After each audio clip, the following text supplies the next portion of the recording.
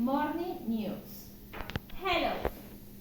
How are you? Good morning. This is the morning newscast.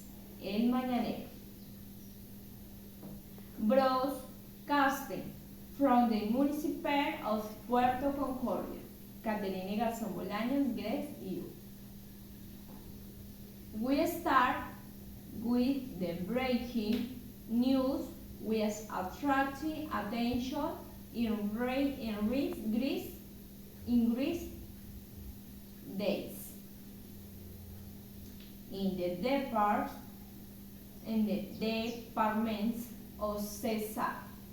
More precisely, we are located in the Caribbean University Corporation, where several important events have been held this May, such as the Artists and Cultural Festival that was held on Saturday, May 28, which was a success since the screens face-to-face modality, where the teacher in charge of the course encargos the house of the arts and important rescue education.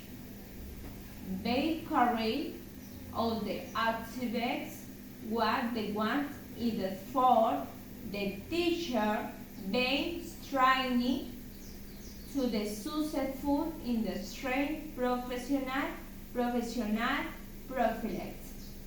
The student is showered a straight artistic and cultural wits. The dice was organized by the teacher of the Drake under the leadership of the Jorge Luis Urango. Congratulations. On the other hand, Stan says they celebrate Teacher Day instead. Their students launch a program called Strayers of the Train Excellence, an initiative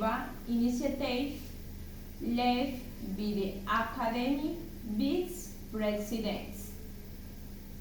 The program was to the report instructions and links of action to support teachers in their professional and pedagogy awards.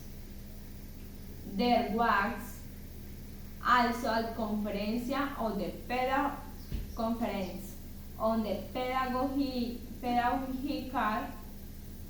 practice of the university teacher in the post-pandemic education scenarios, led by Alexander Ortiz Ocaña, Doctor of Pedagogy Sciences and Professor at the University de Magdalena. There was also a sport party on Teacher Day. The teachers were integrated and enjoyed from the group Calle Germany, won the soccer tournament with the Faculty of Humanidades and Education, won the Libes Bar, the Talents Tents, and the Challenger. We are going to commercial break in the month with return with the information from our morning news. Bye bye.